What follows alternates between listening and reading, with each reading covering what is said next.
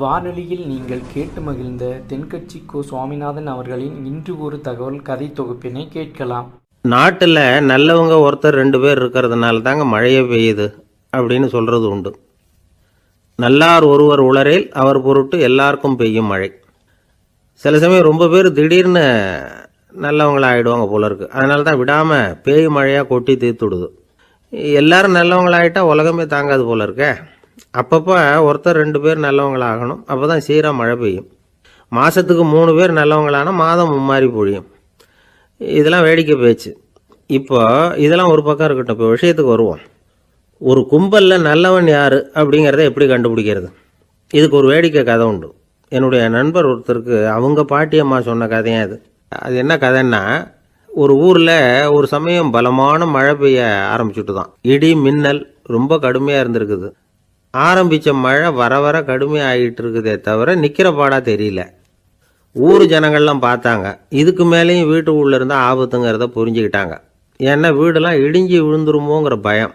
உடனே எல்லாரும் புறப்பட்டு ஊருக்கு பொதுவாக இருந்த ஒரு மண்டபத்தில் போய் தங்கிக்கிட்டாங்க. மின்னல் கடுமையாக இருந்தது. இடி எந்த நேரத்துலையும் விழலாம்ங்கிற நிலைமை.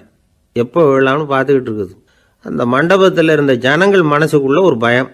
நம்ம கூட்டத்தில் யாராவது ஒரு கெட்டவன் பாவம் பண்ணவன் இருந்தால் கூட இடி இந்த மண்டபத்தில் விழுந்துரும். அது எல்லாருக்கும் ஆபத்து அப்படின்னு நினச்சாங்க. சரி, இதுக்கு என்ன பண்ணலாம் அப்படின்னு யோசனை பண்ணாங்க. அந்த கூட்டத்தில் ஒரு பெரியவர் இருந்தார். அவர் ஒரு யோசனை சொன்னார். இதை பாருங்க, அதுக்கு ஒரு வழி இருக்குது. அதோ எதிர்த்தாப்புல கொஞ்சம் தூரத்தில் ஒரு உயரமாக மரம் ஒன்று இருக்குது பாருங்க. பொதுவாக இடி சுலபமாக விழறது அது மாதிரி உயரமான மரத்தில் தான். நம்ம கூட்டத்தில் இருக்கிறவங்க எல்லாரும் ஒவ்வொருத்தராக போய் அந்த மரத்தை தொட்டு விட்டு திரும்பி வந்துடணும். நம்மள பாவம் பண்ணவன் யாரோ அவன் அந்த மரத்தை தொடுற சமயத்தில் இடி விழுந்துடும். அவன் மட்டும் போயிடுவான். மண்டபத்தில் இருக்கிற நாமெல்லாம் பொழைச்சிக்கலாம் அப்படின்னு ஐடியா கொடுத்தார் அந்த பெரியவர். இது நல்ல யோசனையாக பட்டது. எல்லாரும் ஒத்துக்கிட்டாங்க.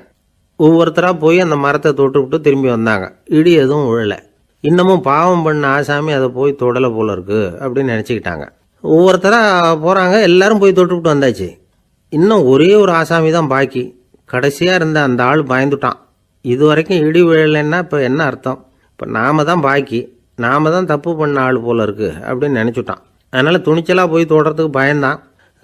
தயங்கிக்கிட்டே இருந்தான். இருந்தாலும் மற்றவங்கெல்லாம் சும்மா இருப்பாங்களா? கட்டாயப்படுத்தி கழுத்தை பிடிச்சி தள்ளாத குறையா அவனை தள்ளி விட்டாங்க. போய் தொட்டுட்டு வாடான்னு. அவன் நடுங்கிக்கிட்டே போய் அந்த மரத்தை தொட்டான். அதே வினாடி ஒரு பயங்கரமான மின்னல் இடி விழுந்துட்டுது. எங்கே விழுந்தது தெரியுமா? அந்த ஆள் மேலே இல்லை, மண்டபத்தில் விழுந்தது. மண்டபத்தில் இருந்தவங்க பூரா காலி. அந்த ஒரு ஆள் மட்டும் புழைச்சிக்கிட்டான். இந்த ஒரு ஆளை காப்பாற்றுறதுக்காக தான் இடி மண்டபத்தில் விழாமல் இருந்திருக்குது.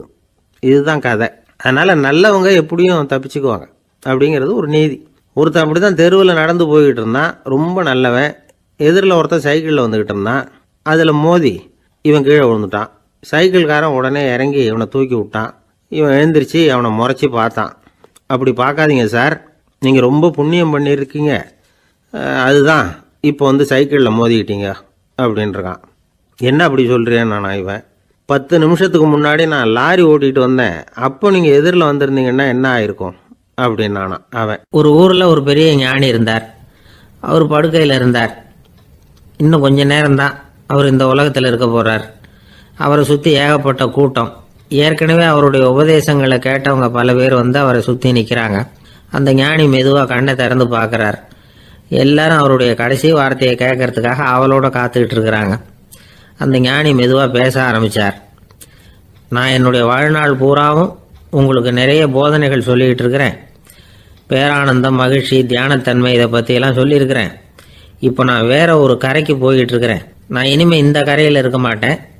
நீங்கள் நான் சொன்னதையெல்லாம் கேட்டீங்க, ஆனால் எதையும் நீங்கள் நடைமுறைப்படுத்தி பார்க்கல. எல்லாம் கேட்டதோடு சரி, அதோடு விட்டுவிட்டீங்க. அப்புறம் அதை தள்ளி போட்டுக்கிட்டே வந்துட்டீங்க.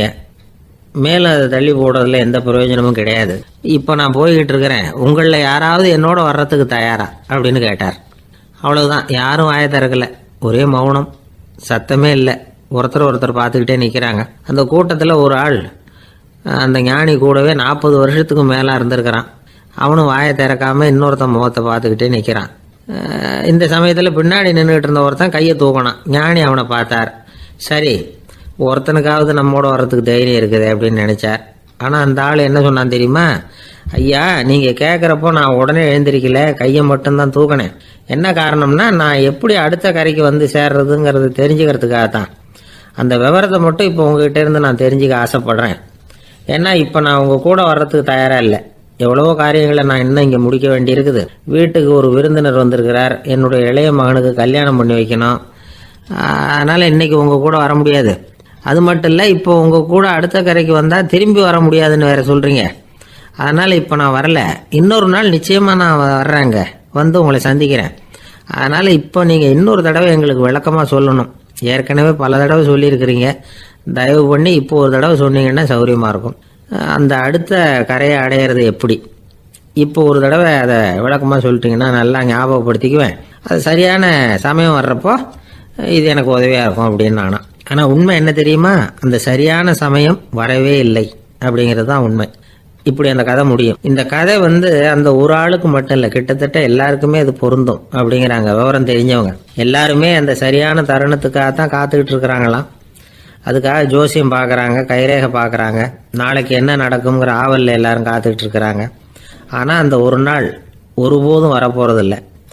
நீங்கள் தள்ளி போடுறதுக்காக பல அர்த்தமில்லாத காரணங்களை தேடுறீங்க அப்படிங்கிறார் ஒரு ஞானி. காத்திருக்கிறதுலேயே நம்ம காலம் ஓடி போயிடுது.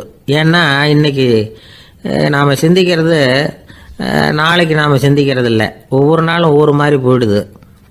நாளைக்கு மறுநாளை பற்றியே சிந்திக்கிறோம். இப்படியே அது பாட்டுக்கு போயிடும். கரையை தொட்டு பார்க்குறது எப்போ, இதுதான் கேள்வி. நமக்கு வேண்டியப்பட்ட ஒருத்தர் ஒரு ரயில்வே பிளாட்ஃபாரத்தில் நின்றுட்டு இருக்கிறார். அங்கே இருக்கிறவங்க கிட்ட கேட்குறாராம், விசாரிக்கிறார். ஏங்க கிழக்க போகிற ரயில் போயிட்டுதுங்களான்னாராம். போயிட்டுதுன்னு இருக்கிறாங்க. கொஞ்ச நேரம் கழிச்சு ஏங்க மேற்க போகிற ரயில் போயிட்டுதுங்களான்னு கேட்டிருக்காரு. போயிட்டுதுங்களான் இருக்காங்க. அப்புறம் கொஞ்ச நேரம் கழிச்சு மறுபடியும் ஏங்க 10:30 மணி வண்டி போயிட்டுதான்னு கேட்டிருக்காரு.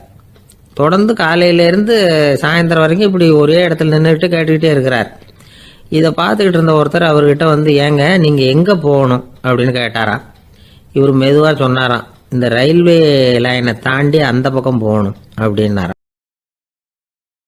ஒரு அரசனும் அமைச்சரும் ஒரு நாள் ரொம்ப சாவகாசமாக பேசிக்கிட்டு இருந்தாங்களாம். அரசன் அமைச்சரை பார்த்து ஒரு கேள்வி கேட்டிருக்கார். ஏங்க அமைச்சரே, ஆசை இல்லாத ஒரு மனுஷனால் இருக்க முடியுமா அப்படின்னு. ஏன் முடியாது, துறவி அப்படிங்கிறவங்கெல்லாம் அப்படிப்பட்டவங்க தானே அப்படின்னாராம் அமைச்சர். அவங்கெல்லாம் உண்மையிலேயே ஆசையை விட்டவங்க தானே அப்படின்னு கேட்டாராம் ராஜா. அப்படி தான் இருக்கணும் அப்படின்னாராம் அமைச்சர். அப்படின்னா ஆசையே இல்லாத ஒரு உண்மையான துறவியை நான் பார்க்கணுமேன்னார். அது என்ன பிரமாதம், அதுக்கு நான் ஏற்பாடு பண்ணுறேன் அப்படின்னு விட்டார் இவர். சொல்லிவிட்டு உடனே புறப்பட்டு போனார். அங்கே எங்கே தேடினார். அப்புறம் தான் அவருக்கு புரிஞ்சுது உண்மை துறவியை கண்டுபிடிக்கிறது எவ்வளவு கஷ்டமான காரியம்னு. இருந்தாலும் ராஜா கிட்ட சொல்லியாச்சே உண்மை துறவியை காட்டுறேன்னு. இப்போ என்ன பண்ணுறது, ராஜா கிட்ட சொன்னபடி நடக்கலைன்னா அவருக்கு கோபம் வந்துடும். அமைச்சர் ஒரு யோசனை பண்ணார். அவருக்கு ஒரு வழி தெரிஞ்சுது. அதுதான் சரின்னு முடிவு பண்ணார். அதாவது அந்த ஊரில் அவருக்கு தெரிஞ்ச நாடக நடிகர் ஒருத்தர் இருக்கிறார், நல்லா நடிப்பார். அவரை போய் பார்த்தார். இதை பாருப்பா, எனக்காக நீ ஒரு காரியம் செய்யணும்னார். என்னன்னு கேட்டார் அவர். நீ ஒரு துறவி மாதிரி கொஞ்ச நேரத்துக்கு நடிக்கணும். ராஜா உன்னை பார்த்துட்டு போகிற வரைக்கும் நடி, அது போதும். அதுக்காக உனக்கு 10,000 ரூபா தரேன் அப்படின்னார். அவர் எந்த காலத்தில் இவ்வளவு பணத்தை மொத்தமாக பார்த்துருக்கார். அதனால் உடனே சரின்னு ஒத்துக்கிட்டார். அமைச்சர் அரண்மனைக்கு திரும்பி வந்தார். என்ன அமைச்சரே, இன்னுமா ஒரு உண்மையான துறவி கிடைக்கலன்னார். உண்மையான துறவி ஒருத்தரை இப்போ தான் கொஞ்ச நேரத்துக்கு முன்னாடி பார்த்து பேசிவிட்டு வர்றேன். அவர் நம்ம ஊருக்கு வெளியில் குளத்தங்கரையில் உள்ள ஒரு ஆலமரத்துக்கு அடியில் உட்காந்துருக்கிறார் அப்படின்னார் இவர். அப்படின்னா உடனே புறப்படுங்க அப்படின்னார் ராஜா. பரிவாரங்களோடு புறப்பட்டார். அங்கே அந்த மரத்தடியில் அந்த ஆள் வேஷம் போட்டுக்கிட்டு துறவி மாதிரி உட்காந்துருக்கிறான். ராஜா நேராக போனார். அந்த துறவி காலில் பொத்துன்னு விழுந்து வணங்கினார். உடனே ராணி அவர் காலில் விழுந்தாங்க. அடுத்தபடியாக அமைச்சர் விழுந்தார். அவருக்கு தெரியும் இது நம்ம ஆள் தான்னு. இருந்தாலும் என்ன பண்ணுறது, நேரம். அப்புறம் பரிவாரங்கள்லாம் துறவி காலில் விழுந்து ஆசீர்வாதம் வாங்கிட்டாங்க. ராஜா அப்புறமா தங்கத்தட்டில் பொண்ணையும் பொருளையும் வச்சு அந்த துறவிகிட்ட ரொம்ப பணிவாக நீட்டுறார். தாங்கள் தயவு பண்ணி இதை ஏற்றுக்கணும் அப்படின்னு வேண்டிக்கிட்டார். அந்த துறவி பற்று இல்லாமல் அதை பார்த்தார். எல்லாத்தையும் திறந்துட்ட எனக்கு இதெல்லாம் எதுக்காக அப்படின்னு சொல்லி அதை மறுத்துட்டாராம். ஆஹா, உண்மையான துறவியை பார்த்துட்டோம் அப்படிங்கிற ஆனந்தம் அரசருக்கு. ரொம்ப நிம்மதியாக திருப்தியாக திரும்பி வந்தார் அரண்மனைக்கு. அதுக்கப்புறம் அமைச்சர் யாருக்கும் தெரியாமல் அந்த துறவிகிட்ட ஓடினார். சொன்ன பிரகாரம் பணத்தை நீட்டினார். இந்தப்பா, நான் உங்ககிட்ட சொன்னபடி 10,000 ரூபா பணம் எடுத்துக்கோ அப்படின்னார். அந்த ஆள் ராஜா கிட்ட சொன்னது மாதிரியே எல்லாத்தையும் திறந்துட்டோம், எனக்கு இதெல்லாம் எதுக்காக வேணாம் அப்படின்னு விட்டாராம். நடித்த வரைக்கும் போதும்ப்பா, இனிமேல் இந்த நாடக வசனம்லாம் வேணாம், வேஷத்தை கலைச்சிரு, பணத்தை வாங்கிக்கோன்னார். இல்லைங்க, இது வேஷம் இல்லை, இது வசனமும் இல்லை, இது உண்மை. கொஞ்ச நேரம் துறவி மாதிரி நடித்ததுக்கே இந்த தேசத்து ராஜா, ராணி, அமைச்சர், பரிவாரங்கள் எல்லாம் என் காலில் விழுந்து வணங்குறாங்க. அப்படின்னா உண்மையான துறவியாக இருக்கிறது எவ்வளவு பெருமையான விஷயம். நான் உண்மையான துறவியாக ஆக போகிறேன், அப்படி முடிவும் பண்ணிட்டேன் அப்படின்னார் அந்த நடிகர். வேஷம் கூட எப்படிப்பட்ட விளைவுகளை உண்டு பண்ணுது பார்த்தீங்களா. நம்மால் ஒருத்தன் ரொம்ப வசதியாக தான் இருந்தான். ஒரு நாள் அவன் சொத்து பூரா திருட்டு போயிட்டுது. அதுக்கப்புறம் இவன் துறவி மாதிரி ஆயிட்டான். ஊர் ஊராக சுற்றினான். ஒரு குருநாதரை தேடி கண்டுபிடிச்சான். அவர்கிட்ட சீடனாக சேர்ந்துக்கிட்டான். அவனை பார்த்து ஒருத்தர் கேட்டார், நீ உண்மையான சீடன் தானான்னு. இல்லைங்க, சீடன் மாதிரி நடிச்சுக்கிட்டு இருக்கிறேன் அப்படின்னா. அது குரு துரோகம் இல்லையா அப்படின்னு கேட்டார் அவர். இல்லைங்க, நான் பண்ணது குரு துரோகம் இல்லை, என் குரு பண்ணது தான் துரோகம். என்னுடைய பணத்தை கொள்ளையடிச்சது இவர் தான். அதை எங்கே வச்சிருக்காருன்னு கண்டுபிடிக்கிறதுக்காக தான் இவர்கிட்ட வந்து சீடனாக சேர்ந்துருக்கிறேன் அப்படின்னானா. பக்தின்னு சொல்கிறோம் இல்லையா, அது 3 வகைப்படும் அப்படிங்கிறார் ஒரு பெரியவர். அது என்ன 3 வகைன்னா, தெய்வ பக்தி, அடியார்கள் பக்தி, குரு பக்தி. அடியார் பக்தியை விட, தெய்வ பக்தியை விட குரு பக்தி தான் ரொம்பவும் சிறந்ததுங்கிறார் அவர். தெய்வத்துக்கிட்ட செஞ்ச பாவம் குருநாதர்கிட்ட தீர்ந்துருமா. குருநாதர்கிட்ட செஞ்ச பாவம் தெய்வத்துக்கிட்ட போனாலும் தீராதான். இப்படி பெரியவங்களாம் சொல்லி வச்சிருக்கிறாங்க. ஒரு காடு, அங்கே அயோத தௌமியர் அப்படின்னு ஒரு தபோதனர். அவர் பல மாணவர்களை ஒன்றா சேர்த்து ஒரு குருகுலம் நடத்திக்கிட்டு இருக்கிறார். பல தரப்பட்டவங்க, பல திறப்பட்டவங்க மாணவர்கள் அதில் சேர்ந்து படிச்சுக்கிட்டு இருக்கிறாங்க. பாஞ்சால ராஜகுமாரன் ஒருத்தனும் அந்த குருகுலத்தில் சேர்ந்து படிச்சுக்கிட்டு இருக்கிறான். அவன் பேர் ஆருணி. பெரிய இடத்து புள்ள, இருந்தாலும் படுப்பில் ரொம்ப கெட்டிக்காரனாக இருந்தான். அவன் தான் அங்கே முதல் மாணவன். ஒரு நாள் குருநாதர் அந்த அரசகுமாரனை கூப்பிட்டார். நம்ம குருகுலத்துக்கு சொந்தமான வயலில் தண்ணீர் பெருகி வெள்ளம் பயிரை அழிக்குதான், அதனால் நீ போய் மடையை அடைச்சிட்டு வந்துரு அப்படின்னார். அந்த அரசகுமாரன் உடனே புறப்பட்டான். குருநாதர் சொல்லிட்டார்ல, உடனே புறப்பட்டான். நான் பெரிய இடத்து பிள்ளையாச்சே, ராஜகுமாரனாச்சே, ரொம்ப செல்வாக்கூட வளர்ந்தவனாச்சே, நான் போய் வயலில் இறங்கி வேலை செய்கிறதா அப்படின்னுலாம் அவன் நினைக்கல. குருநாதர் கட்டளையை நிறைவேற்ற வேண்டியது நம்ம கடமை அப்படின்னு நினச்சான். உடனே ஒரு மண்வெட்டியை தூக்கி தோளில் வச்சுக்கிட்டு புறப்பட்டு போயிட்டான். வயலுக்கு போனான். பார்த்தான், தண்ணி கரையை உடச்சிக்கிட்டு வயலுக்குள்ளே ஏகமாக பாஞ்சிக்கிட்டு இருக்குது. இவன் மண்வெட்டியால் களிமண்ணை புல்லோடு சேர்த்து புல் பத்த மாதிரி வெட்டி வெட்டி போட்டான். இருந்தாலும் மடையை அடைக்க முடியல. தண்ணி அதை மீறி வந்துக்கிட்டே இருக்குது. தண்ணி வேகமாக வயலுக்குள்ளே போய்கிட்டே இருக்குது. போடுற பத்தையெல்லாம் கரைஞ்சி கரைஞ்சி போயிட்டுருக்கு. இருந்தாலும் இவன் தன்னுடைய முயற்சியை கைவிடலை. வெட்டி வெட்டி போட்டுக்கிட்டே இருக்கிறான். காலையில் அங்கே போனவன் சாயந்தரம் வரைக்கும் இப்படி செஞ்சுக்கிட்டு இருக்கிறான். உடம்பும் மனசும் ரொம்பவும் சோர்ந்து போச்சு. இருந்தாலும் குருநாதர் இட்ட கட்டளையை நிறைவேற்றாமல் இருக்கிறோமேங்கிற ஒரு குறை அவனுக்கு இருக்குது. குரு கட்டளையை நிறைவேற்றாத நான் இன்னமும் இருக்கணுமா அப்படின்னு யோசனை பண்ண ஆரம்பிச்சிட்டான். என்ன செய்யலாம்னு பார்த்தான். நம்ம குருநாதர் இட்ட பணிக்காக இந்த உடம்பையே தியாகம் பண்ணலாம் அப்படின்னு முடிவு பண்ணான். தண்ணி பாயுதில் அதுக்கு குறுக்க விழுந்து அப்படியே மடையை அடைச்சிக்கிட்டு அப்படியே படுத்துட்டான். இது மற்றவங்களுக்கு தெரியாது. அன்னைக்கு ராத்திரி ஒரு விளக்கு முன்னாடி உட்காந்து குருநாதர் பிள்ளைங்களுக்கு பாடம் சொல்லி கொடுத்துக்கிட்டு இருக்கிறார். முதல் வரிசையில் இருக்கக்கூடிய ராஜகுமாரனை காணலை. நம்ம ஆருணி எங்கே போனா அப்படின்னு சொல்லி மற்ற மாணவர்களை விசாரித்தார். இப்போ அவங்க சொன்னாங்க, சுவாமி, அவன் காலையில் வயலுக்கு மடையை அடைக்கிறதுக்காக போனான், நீங்கள் தான் போக சொன்னீங்க, இன்னும் திரும்பி வரல அப்படின்னு அவர் பையன். குருநாதர் உடனே ஒரு தீவெட்டி எடுத்துக்கிட்டு மாணவர்களை அழைச்சிக்கிட்டு வயலுக்கு போனார். அங்கே போய் பார்த்தா ஆளை காணும். ஆருணி ஆருணின்னு சொல்லி சத்தம் போட்டு கூப்பிட்டு பார்க்குறார். நான் இங்கே இருக்கேன் குருநாதா அப்படின்னு காலுக்கு அடியிலேருந்து ஒரு சத்தம் வருது. குனிஞ்சு பார்த்தா அவன் மடையில் படுத்துருக்கிறான். என்னப்பா இதுன்னார். காலையிலேருந்து இந்த மடையை அடைச்சி பார்த்தேன் சுவாமி, முடியல, அதனால் இப்படி குறுக்க படுத்துட்டேன். என்னை தாண்டறதுக்கு பயந்து போய் தண்ணியே தேங்கி நின்றுட்டுது அப்படின்னா. அவனுடைய குரு பக்தியையும் அவனை தாண்டறதுக்கு அஞ்சு நிற்கிற தண்ணி தேக்கத்தையும் பார்த்துட்டு எல்லாரும் ரொம்ப ஆச்சரியப்பட்டு போயிட்டாங்களாம். ஆறுனே எழுந்திரிச்சு வா அப்படின்னு கூப்பிட்டாரான் குருநாதர். அவன் தண்ணீரை பொழந்துக்கிட்டு எழுந்திரிச்சு வந்தானான். அதனால் அவனுக்கு உத்தாலகன் அப்படின்னு ஒரு பேர். உத்தாலகன்னா தண்ணீரை பிளந்தவன் அர்த்தம். அந்த உத்தாலகன் மாதிரி இந்த காலத்து மாணவர்களுக்கும் குரு பக்தி வேணும் அப்படின்னு சொன்னோம் ஒரு பள்ளிக்கூடத்தில். உடனே நிறைய மாணவர்கள் எழுந்திரிச்சு நின்னாங்க. சார், நீங்கள் எங்களை இன்னமும் சரியாக புரிஞ்சுக்கலன்னு நினைக்கிறோம். அன்னைக்காவது ஒருத்தன் அப்படி இருந்தான், இன்னைக்கு ஏகப்பட்ட உத்தாலகர்கள் இருக்கிறோம். எங்கள் வாத்தியார் கட்டளை இட்டா இப்போவே அது மாதிரி வயலுக்கு போய் மடையில் குறுக்கப்படுத்துக்கிறதுக்கு இந்த வகுப்பில் உள்ள அத்தனை பேரும் தயாராக இருக்கிறோம் அப்படின்னாங்க. அப்படியா அப்படின்னு சொல்லி கேட்டோம் ரொம்ப சந்தோஷமாக.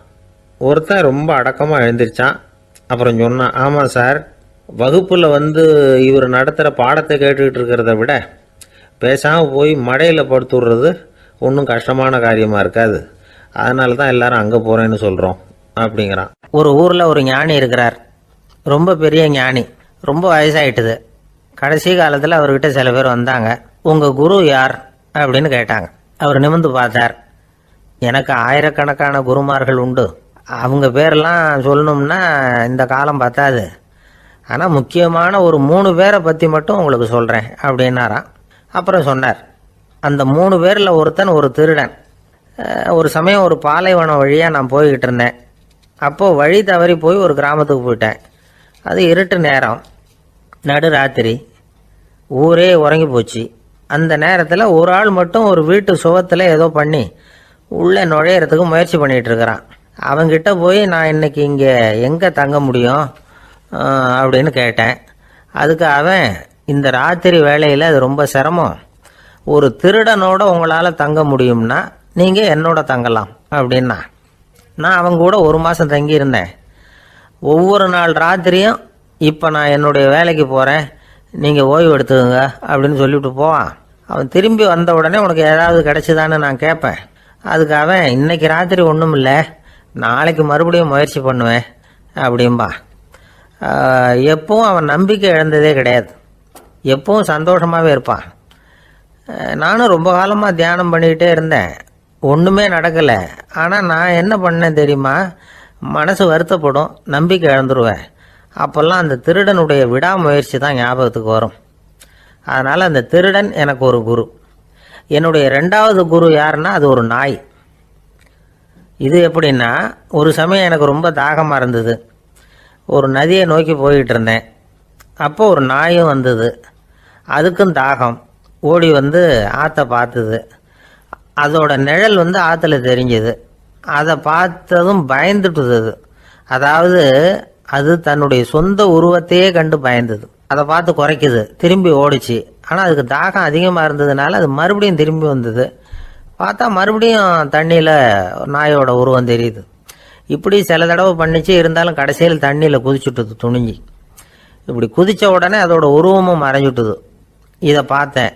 நான் என்ன புரிஞ்சுக்கிட்டேன்னா, எவ்வளவுதான் பயம் இருந்தால் கூட ஒருத்தன் தைரியமாக காரியத்தில் இறங்கணும் அப்படிங்கிறத புரிஞ்சுக்கிட்டேன். இந்த போதனை அந்த நாய்கிட்ட இருந்து எனக்கு கிடைச்சிது. இது ஒன்று. அடுத்தது என்னுடைய 3வது குரு யாருன்னா அது ஒரு சின்ன குழந்தை. நான் ஒரு சமயம் ஒரு நகரத்துக்கு போனேன். அங்கே ஒரு குழந்தை எரிகிற மெழுகுவத்தி ஒன்று எடுத்துக்கிட்டு வந்தது. நான் அந்த குழந்தைய பார்த்து வேடிக்கையாக கேட்டேன், ஏன் பாப்பா, இந்த மெழுகுவத்தியை நீயாவே கொளுத்துனியா அப்படின்னு கேட்டேன். ஆமான்னுது அந்த குழந்தை. சரி, இந்த மெழுகுவத்தி முன்னாடி எரியாமல் இருந்தது, இப்போ எரியுது. இந்த மெழுகுவத்திக்கு வெளிச்சம் எங்கேருந்து வந்தது, அதை எனக்கு காட்ட முடியுமா அப்படின்னு கேட்டேன் அந்த குழந்தைகிட்ட. இதுக்கு அந்த குழந்தை சிரிச்சுக்கிட்டு அந்த மெழுகுவத்தியை ஊதி அணைச்சுட்டுது. அதுக்கப்புறம் என்னை பார்த்து கேட்டுது, இப்போ இந்த மெழுகுவத்தியின் வெளிச்சம் போனதை பார்த்தீங்க இல்லையா, அது எங்கே போச்சுன்னு எனக்கு சொல்லுங்க அப்படின்னுது. அந்த குழந்தை இப்படி கேட்டதும் என்கிட்ட இருந்த ஆணவம் அழிஞ்சுட்டுது. நான் படித்ததெல்லாம் அந்த வினாடியில் சுக்கு நூறாக போயிட்டுது. என்னுடைய முட்டாள்தனத்தை நான் உணர்ந்தேன் அப்படின்னு இவ்வளவும் அந்த ஞானி விவரமாக சொன்னாராம். அதனால் நாம் இன்னார்கிட்டே இருந்து தான் இதை கற்றுக்கணுங்கிறது இல்லை, யாருக்கிட்டே இருந்தும் எதையும் கற்றுக்கலாம். நம்மால் ஒருத்தன் ஒரு நாய் வளர்த்துக்கிட்டு இருந்தான். அந்த நாய்க்கு வால் கிடையாது. யாரோ ஏற்கனவே வெட்டி எடுத்துட்டாங்க. இந்த நாய் தான் சார் எனக்கு குரு, அதுகிட்டே இருந்து கூட நான் பாடம் கற்றுக்கிட்டு இருக்கிறேன் அப்படின்னா. அப்படி என்ன கற்றுக்கிட்டேன் இந்த வால் இல்லாத நாய்கிட்டே இருந்து அப்படின்னு கேட்டோம். நாம் யாருக்கிட்டையும் வாலாட்டக்கூடாது அப்படிங்கிற பாடத்தை அதுகிட்டே இருந்து தான் நான் கற்றுக்கிட்டேன் அப்படின்னா. கங்கை கரை தோட்டம் பக்கத்தில் ஒரு ஆசிரமம், அங்கே ஒரு பெரியவர் தங்கி இருக்கிறார். அவர் தான் ராமகிருஷ்ண பரமஹம்சர். அந்த ஆசிரமம் இருந்த இடம் கரக்பூர். வங்காளத்தில் பொதுவாக எல்லாரும் மீன் சாப்பிட்றது உண்டு. கங்கையில் குளிச்சுட்டு கையில் ஒரு மீனோடு வர்றது வழக்கம். இவர் இருக்கிற இடத்துக்கு கங்கையில் படகு வழியாக வரணும். அப்படி தான் எல்லாரும் வருவாங்க. வர்றவங்கள ஒன்று கூட்டி ஆன்மீக விஷயங்களை பற்றி பேசிக்கிட்டு இருப்பார். ஒவ்வொரு நாள் ஒவ்வொருத்தர் நகரத்துக்கு போகணும். வரும்பொழுது மீன் கொண்டுகிட்டு வரணும். அதுக்கு ஒரு அட்டவணையே உண்டு ஆசிரமத்தில். அது பிரகாரம் ஒரு நாள் சுவாமி யோகானந்தர் படகுல போனார். படகை செலுத்தினவங்க ராமகிருஷ்ணரையும் சுவாமி யோகானந்தரையும் மற்றவங்களையும் பித்தர்கள் அப்படின்னு சொல்லி ஏளனமாக பேசினாங்க. அவங்க என்ன பைத்தியம் பிடிச்சவங்க அப்படிங்கிறது மாதிரி. சுவாமி யோகானந்தருக்கு ரொம்ப மென்மையான இதயம். இவங்க இப்படி கண்ணாபின்னான்னு பேசுகிறத பார்த்தா மீனை வாங்கிட்டு திரும்புகிறப்போ என்ன நடக்குமோ அப்படிங்கிற பயம் வேறு வந்துட்டுது அவருக்கு. அவ்வளவு மென்மையானவர். இதை தெரிஞ்சுக்கிட்ட ராமகிருஷ்ணர் யோகானந்தா இங்கே வா அப்படின்னு கூப்பிட்டார். இவர் கண்ணீரை தொடச்சிக்கிட்டே கிட்ட போனார். சொன்னார், ஐயா, படகு ஓட்டுறவங்க உங்களை பற்றி மோசமாக பேசுகிறாங்க. என்ன திட்டினா பரவாயில்ல, ஆனால் உங்களை அவங்க திட்டுறாங்க. அதை என்னால் தாங்கிக்க முடியல அப்படின்னார். இதை கேட்டதும் ராமகிருஷ்ணருக்கு கோபம் வந்துட்டு தான். என்னது, உன்னுடைய குருவை பற்றி அவங்க மோசமாக பேசும்பொழுது நீ சும்மா இருந்தியா? வெளியில் போ அப்படின்னு விட்டார். குரு நிந்தனை செய்கிறப்போ அதை கேட்டுக்கிட்டு சும்மா இருக்கலாமா? குரு நிந்தனையை கேட்டால் பாவம் இல்லையா? என்னை தூற்றும் போது அவங்க பாவம் செய்கிறாங்க. அதை கேட்டுக்கிட்டு நீ சும்மா இருந்தால் நீயும் பாவம் செய்கிற அப்படின்னாராம். அடுத்த நாள் சுவாமி நிரஞ்சனானந்தர் போக வேண்டிய நாள். இவர் படகுல போகும்பொழுதும் அதே மாதிரி நடந்துதான். அவங்க மோசமாக பேச ஆரம்பித்தாங்க, திட்ட ஆரம்பித்தாங்க. அப்படி கேலி பண்ண ஒருத்தனை இவர் என்ன பண்ணார், பலார்னு கன்னத்தில் அரைஞ்சிட்டார். இன்னொருத்தனை கங்கையில் தூக்கி எறியறதுக்கும் தயாராகிட்டார். அதுக்கப்புறம் அவங்க யாரும் வாயை திறக்கலை. மீன் வாங்கிட்டு வர்றப்பவும் படகுல ஒரே அமைதி. அவ்வளவு பயம் அவங்களுக்கு. ராமகிருஷ்ணர் கூப்பிட்டு விசாரித்தார் என்ன நடந்ததுன்னு. இவர் சொன்னார், அவர் யோகானந்தா போகும்பொழுது என்ன நடந்ததோ அப்படியே தான் இப்பவும் நடந்தது. குரு நிந்தனை செய்கிறத கேட்டுக்கிட்டு நான் சும்மா இருப்பேனா? ஒருத்தனை அப்படியே அரைஞ்சுட்டேன், இன்னொருத்தனை ஆற்றுல தூக்கி போட்டுருவேன்னு பயமுறுத்தினேன், அவ்வளவுதான் அப்படின்னாராம். இப்போவும் ராமகிருஷ்ணருக்கு கோபம் வந்துட்டு தான். என்ன இது, அணியறது காஷாயம், இருக்கிறது ஆசிரமம், உனக்கு இவ்வளவு கோபம் வந்ததுன்னா அப்புறம் என்னத்துக்கு ஆசிரமத்தில் இருக்கணும்? பிரம்மச்சாரி எப்பவும் அமைதியாக இருக்கணும் அப்படின்னு அறிவுரை சொன்னாராம் ராமகிருஷ்ணர். அப்போ இவர் கேட்டாராம், ஏங்க அவருக்கு ஒரு விதமான அறிவுரை சொன்னீங்க, எனக்கு வேற விதமாக அறிவுரை சொல்கிறீங்க, இதில் எது உண்மை அப்படின்னு கேட்டிருக்கார். இதுக்கு ராமகிருஷ்ணர் சொன்ன பதில் என்னென்னா, அட அசடே, சக்கரத்தில் காற்று அதிகமாக இருந்தால் குறைக்கணும், குறைச்சலாக இருந்தால் கூட்டணும். அவன் சாது, அவனுக்கு அதிக உணர்ச்சி தேவை, உனக்கு படபடப்பு அதிகம், உனக்கு பொறுமை தேவை அப்படின்னாராம். இதில் உள்ள கருத்து என்னென்னா, கல்விங்கிறது எப்படின்னா அதை சூழ்நிலைக்கு தகுந்த மாதிரி கற்பிக்கணும். எல்லாருக்கும் ஒரே மாதிரி கற்பிக்கக்கூடாது. கேட்குறவர் தகுதி, புரிஞ்சுக்கிற திறமை, இதை பொறுத்து கல்வி அமையணும்.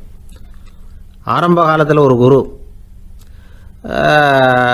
அப்போ ஒரு சீடன் இருந்தான். அது வேடிக்கையான குரு, வேடிக்கையான சீடன். ஒரு ஆசிரமம். ஒரு நாள் ஒருத்தன் அவசரமாக அந்த குருவை தேடி வந்திருக்கிறான். என்ன விஷயம்னு விசாரித்தார் குரு. உங்கள் சீடர் என்னை அடிச்சுட்டார் அப்படின்னு புகார் பண்ணானா அந்த ஆள். குரு சீடனை கூப்பிட்டார். அடிச்சியா இந்த ஆளை அப்படின்னு கேட்டாராம். ஆமான் இருக்கான் சீடன். ஏன் அடிச்சே அப்படின்னு கேட்டாராம். இந்த ஆள் உங்களை பற்றி மட்டமாக பேசிவிட்டான், என்னால் அதை தாங்கிக்க முடியல, அதனால தான் அடிச்சுட்டேன்ருக்கான். அப்படி என்ன பேசினா அப்படின்னு கேட்டாராம். உன்னுடைய குருநாதர் இப்போல்லாம் அர்த்தமில்லாமல் பேச ஆரம்பிச்சுட்டார் அப்படின்னு சொல்லிவிட்டான், அதனால தான் அடிச்சுட்டேன் அப்படின்னு நானா. அதுக்காக அடித்தே அப்படின்னாராம். நான் அதுக்காக அடிக்கலை குருவே, இப்பெல்லாம் நீங்கள் அர்த்தம் இல்லாமல் பேசுகிறதாக அவன் சொல்கிறான் அப்படின்னா இதுவரைக்கும் நீங்கள் அர்த்தத்தோடு பேசினதாகத்தானே அர்த்தம், அது தப்பு தானே, அதனால தான் அடித்தேன் அப்படின்னு நானா. ஒரு நாள் காலை நேரம் ஒரு குரு படுக்கையை விட்டு எழுந்திருக்கிறார். உடனே சீடர்களை பார்த்து எல்லாரும் இப்படி வாங்கங்கிறார். எல்லாரும் வர்றாங்க வேகமாக.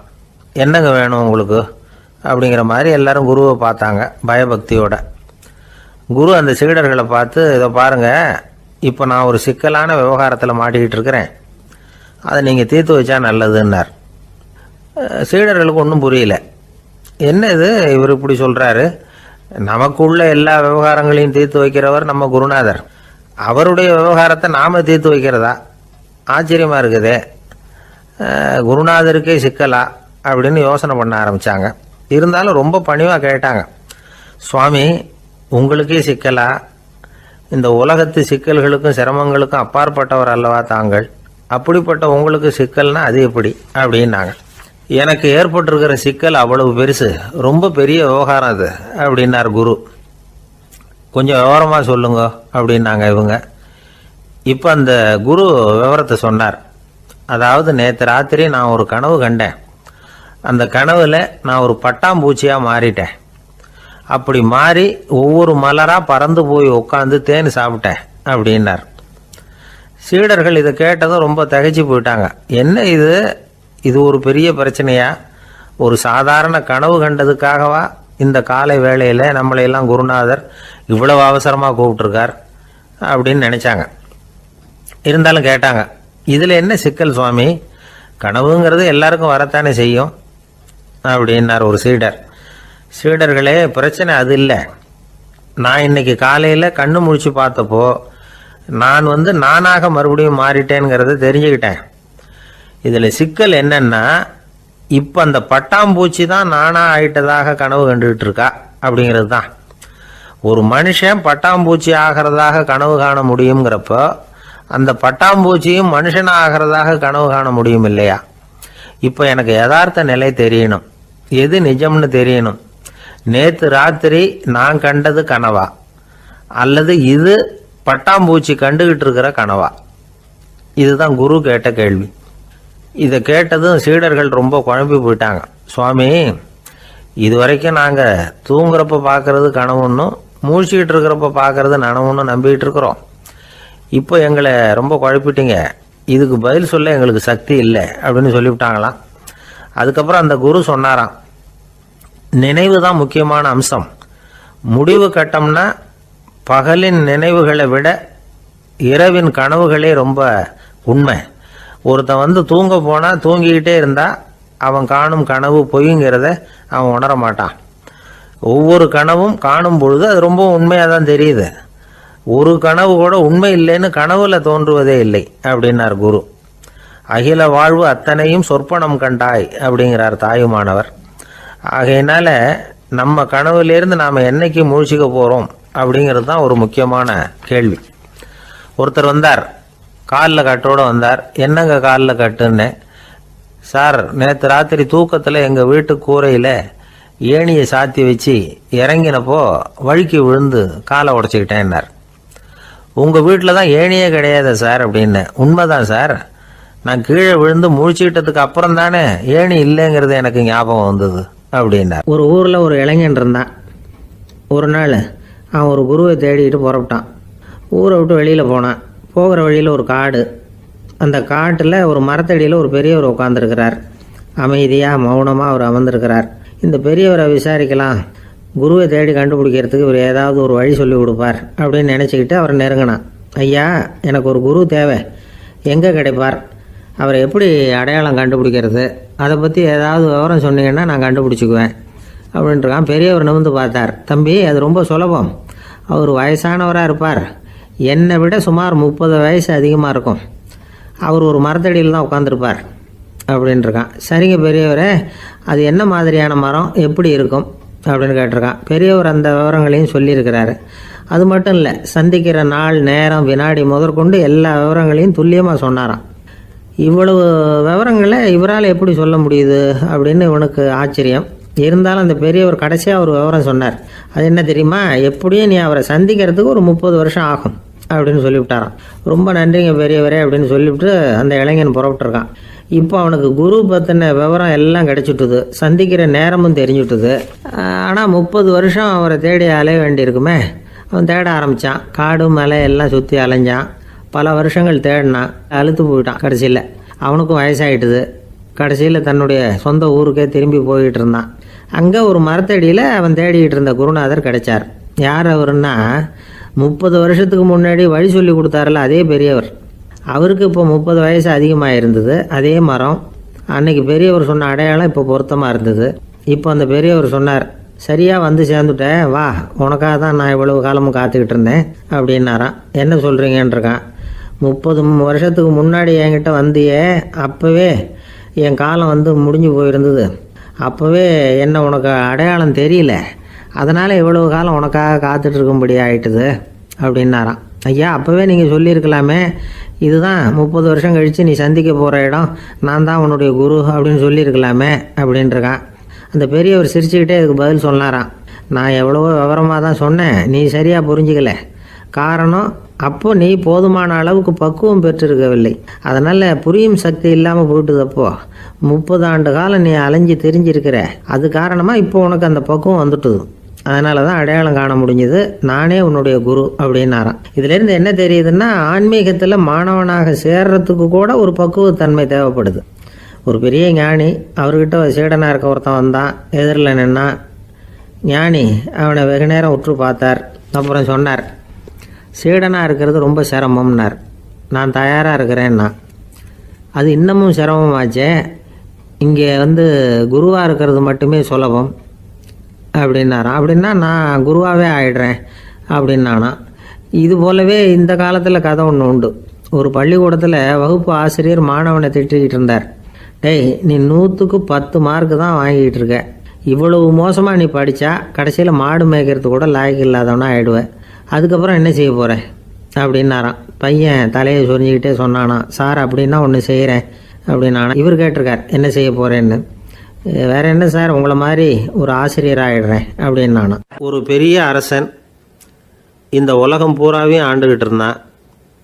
ரொம்ப காலம் அப்படி அரசாட்சி பண்ணிக்கிட்டு இருந்தான். திடீர்னு அவனுக்கும் சில எதிரிகள் முளைச்சாங்க. அவங்கெல்லாம் ஒன்று சேர்ந்து இவனை தோற்கடிச்சுட்டாங்க.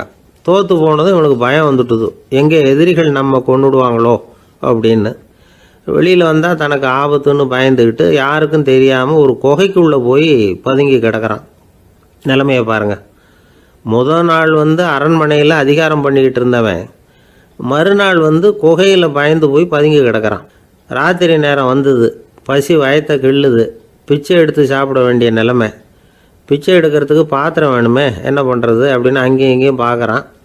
ஒரு மூலையில் யாரோ விட்டுட்டு போன ஒரு ஓடு கிடக்குது, அதை எடுத்துக்கிட்டு புறப்பட்டான். இருட்டில் வழி புரியல, ஏதோ ஒரு யூகத்தில் காலை மெதுவாக எடுத்து வச்சு நடந்து போயிட்டுருக்கிறான். வழியில் ஒரு கருப்பு நாய் படுத்து கிடந்தது. இருட்டில் அவன் இது கண்ணுக்கு சரியாக தெரியல, அவனுக்கு தவறி போய் காலை வச்சுட்டான் அது மேலே. நாய் சும்மா இருக்குமா, வள்ளுன்னு விழுந்து கடிச்சு விட்டுது. காலை பார்க்குறான், காலத்தையும் நினச்சி பார்க்குறான்.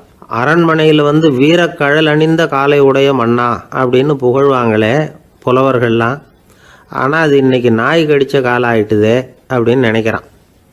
அது மட்டும் இல்லை, முன்னாடியெல்லாம் பொற்கிண்ணங்களில் தான் அவன் சாப்பிடுவான், ஆனால் இப்போது உடஞ்சி போன ஓட்டு, அது ஓட்டை வந்து கையில் வச்சுக்கிட்டு நிற்கிறான். அதில் ஏதாவது யாராவது சாப்பாடு போடுவாங்களான்னு. முன்னாடியெல்லாம் நிறைய பேர் அரண்மனைக்கு வருவாங்க, அரசருக்கு காணிக்கைன்னு சொல்லி இவன் காலடியில் கொண்டாந்து கொட்டுவாங்க. அப்போல்லாம் இவன் அந்த ஜனங்களுடைய முகத்தை திரும்பி கூட பார்க்கறதில்ல, ரொம்ப கர்வமாக உட்காந்துருப்பான். அதே ஆள் இன்றைக்கி எல்லார் கண்ணுலேயும் படுறது மாதிரி பிச்சை எடுத்துக்கிட்டு இருக்கிறான். அப்போலாம் காணிக்கைகளை வந்து தன்னுடைய கையால் வாங்கிறது தனக்கு கௌரவ குறைச்சல்னு நினச்சி தன்னுடைய வேலைக்காரங்களை விட்டு தான் அதை வாங்க சொல்லுவான். இப்போ பார்த்தீங்கன்னா அவனே தன் கையாலேயே பிச்சை வாங்குறான். நினச்சி பாருங்கள், அந்த மனுஷன் முத நாள் அரசன், மறுநாள் பிச்சைக்காரன், எவ்வளோ வித்தியாசம். செல்வம் தான் இப்படி ஒரு வித்தியாசம் ஏற்படுறதுக்கு காரணம். அப்படிப்பட்ட செல்வம் வாழ்க்கையை நடத்துறதுக்கு நமக்கு தேவை தான். ஆனால் அதையே நாம் அடைய வேண்டிய பயனாக நினைக்கிறோம் பாருங்கள், அதுதான் வேடிக்கை. இதை வந்து நம்மாழ்வார் அழகாக ஒரு பாசுரத்தில் சொல்கிறார். ஒரு நாயகமாய் ஓட உலகுடன் ஆண்டவர், கருணாய் கவர்ந்த காலர், சிதைகிய பானையர், பெருநாடு காண இம்மையிலே பிச்சைதாம் கொள்வர், திருநாரணன் தாழ் காலம் பெற சிந்தித்து உய்மினோ அப்படிங்கிறார் நம்மாழ்வார். ஒரு பெரிய பணக்காரர் ஒரு துறவிகிட்ட போய், சாமி என்கிட்ட நிறைய பணம் இருக்குது, இருந்தாலும் நிம்மதி இல்லை, என்னால் நிம்மதியாக இருக்க முடியல, என்ன காரணம்னு கேட்டாராம். உடனே அந்த துறவி இதுக்கு நேரடியாக பதில் சொல்லாமல் பக்கத்தில் நின்றுக்கிட்டு இருந்த ஒரு குழந்தைய கூப்பிட்டார். அது ஓடியாந்தது. ஒரு ஆப்பிள் பழத்தை எடுத்து அது கையில் கொடுத்தார். அதை வாங்கிக்கிட்டு குழந்தை சிரிச்சுது. இன்னொரு பழத்தை எடுத்து கொடுத்தார். அதை இன்னொரு கையில் வாங்கிட்டு சிரிச்சுது. 3வது ஆப்பிள் எடுத்து கொடுத்தார். 2 பழத்தையும் நெஞ்சில் அணைச்சிக்கிட்டு 3வது பழத்தையும் வாங்கிறதுக்கு முயற்சி பண்ணிச்சு. ஆனால் அது உடனே நழுவி கீழே விழுந்து உருண்டு ஓடிச்சு. ஏற்கனவே இருந்ததும் விழுந்துட்டுது. இப்போ அந்த குழந்தை அழ ஆரம்பிச்சுட்டுது. இப்போ அந்த துறவி பணக்காரர்கிட்ட சொன்னாராம், குழந்தைய கவனிச்சியா, 2 ஆப்பிள் போதும்னு அது நினச்சிருந்தா இப்போ அது அழ வேண்டிய அவசியம் வந்திருக்குமா அப்படின்னாராம். எதுவுமே அளவுக்கு மிஞ்சினா துன்பந்தான்.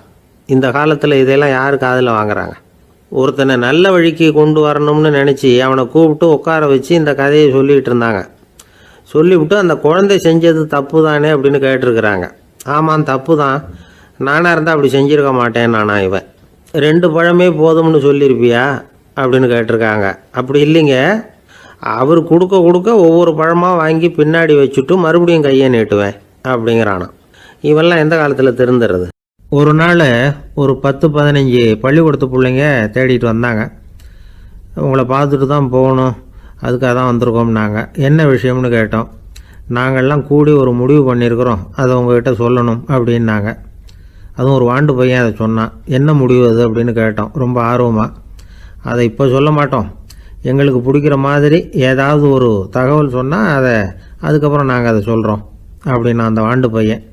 சரி, சின்ன பையன்கிட்ட இன்றைக்கி வசமாக மாட்டிக்கிட்டோம் அப்படின்னு நினச்சிக்கிட்டு அவங்களுக்கு தகுந்த மாதிரி ஒரு கதை சொல்ல ஆரம்பித்தோம்.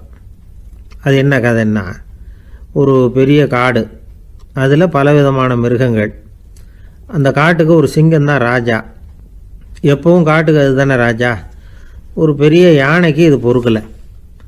என்ன இது, எப்போ பார்த்தாலும் இங்கே சிங்கத்துக்கே ராஜா பதவி கிடைக்கிது, நான்லாம் எவ்வளவு பலசாலியாக இருக்கிறேன், அப்படி இருந்தும் எனக்கு அந்த பதவி கிடைக்கலையே அப்படின்னு தனக்குள்ளே பொறுமிக்கிட்டே இருந்தது. ராஜா பதவியை நினச்சி ரொம்ப ஏக்கம், அதுக்கு பதவி மோகம். இந்த சமயம் பார்த்து ஒரு குள்ள நரி கூட்டம் அதை தேடிட்டு வந்தது. ஐயா பெரியவங்களே, நீங்கள் இந்த காட்டுக்கு ராஜாவாக இருக்க ஆசைப்படுறீங்க, அதில் ஒன்றும் தப்பு இல்லை. ஆனால் அதுக்கு முன்னாடி நீங்கள் எங்கள் கூட்டத்துக்கு கொஞ்ச நாள் தலைவராக இருங்க, அதாவது ராஜாவாக இருங்களேன், உங்களுக்கும் ஒரு ட்ரைனிங் கிடைச்சது மாதிரி இருக்கும் அப்படின்னு சொல்லியிருக்குது இந்த கூட்டம், குள்ள நரி கூட்டம். இதை கேட்ட உடனே யானைக்கு ரொம்ப சந்தோஷம் தாங்கலை. அதுதான் எப்போன்னு பதவிக்காக காத்துக்கிட்டு இருக்குதே. இருந்தாலும் கொஞ்சம் பிகுவோட, சரி நீங்கள்லாம் இவ்வளோ தூரம் என்னை தேடிட்டு வந்து கேட்கறதுனால மறுக்க முடியல அப்படின்னு ரொம்ப ஏதோ அவளுக்கு சிரமப்பட்டு ஒத்துக்கிறது மாதிரி ஒத்துக்கிட்டது. ஏதோ உங்கள் ஆசைக்கு கட்டுப்படுறேன், கொஞ்ச நாள் உங்கள் கூட்டத்துக்கு ராஜாவாக இருக்கிறதுக்கு சம்மதிக்கிறேன் அப்படின்னுது.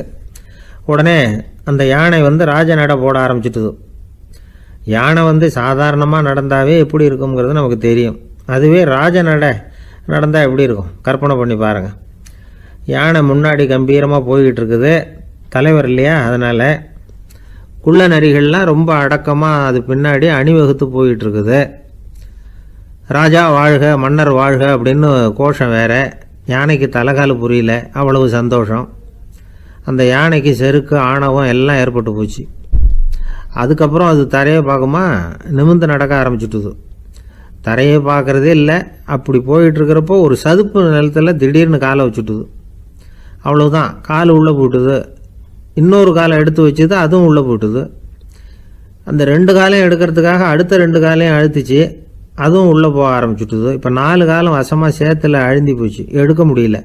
குள்ள நரிகள்லாம் அதை சுற்றி வந்தது. சிலது சுற்றி நின்று டான்ஸ் ஆட ஆரம்பிச்சுட்டுது யானையை பார்த்துட்டு. இதை யானை பார்த்தது. என்ன இது தலைவர், நான் தவிச்சிக்கிட்டு இருக்கிறேன், தொண்டர்கள்லாம் சுற்றி நின்று வேடிக்கை பார்த்துக்கிட்டு இருக்கிறீங்க, டான்ஸ் ஆடுறீங்க அப்படின்னு கேட்டுதான். தொண்டர்களே, தலைவர் நான் தவிச்சிக்கிட்டு இருக்கிறது உங்களுக்கு தெரியலையா? இப்போ உடனே உங்கள் தலைவரை காப்பாற்ற வேண்டியது உங்கள் கடமை இல்லையா அப்படின்னு கத்துச்சான் அந்த யானை. குள்ள நரிகளில் ஒன்று முன்னாடி நின்று அந்த யானையை பார்த்து தான், தலைவரே எங்களுக்கு ரொம்ப நாளாக ஒரு ஆசை, அந்த ஆசையை நிறைவேற்றிக்கிறதுக்காக தான் உங்களை எங்கள் தலைவராக ஏற்றுக்கிறோம்னு சொன்னோம் அப்படின்னு தான். என்ன ஆசைன்னு கேட்டிருக்கு யானை. யானை கறி சாப்பிட்டு பார்க்கணுங்கிறது எங்களுக்கு ரொம்ப நாளாக ஆசை, அது இன்றைக்கி தான் நிறைவேற போகுது அப்படின்னு தான் அந்த நரி. இதை கேட்ட உடனே அந்த யானை அப்படியே மூர்ச்சி ஆகிட்டு தான். நரிகள்லாம் அது மேலே ஏறி குதற ஆரம்பிச்சுட்டு தான். பதவி மேலே இருந்த பேராசை அந்த பலசாலியான யானையையே மாட்டி விட்டுட்டுது பார்த்தீங்களா அப்படின்னு சொல்லி முடித்தோம் இந்த கதையை அந்த சின்ன பிள்ளைங்கக்கிட்ட. சரிங்க, இப்போ நாங்கள் உங்களை தேடி வந்த விஷயம் என்னங்கிறத சொல்லவா அப்படின்னா ஒரு வாண்டு பையன். சீக்கிரம் சொல்லு தம்பி, சஸ்பென்ஸ் தாங்கலை அப்படின்னோம். அவன் மெதுவாக எங்களை பார்த்து சொல்கிறான், எங்களுக்கு கொஞ்ச நாள் நீங்கள் தலைவராக இருந்தால் தேவலை அப்படின்னா.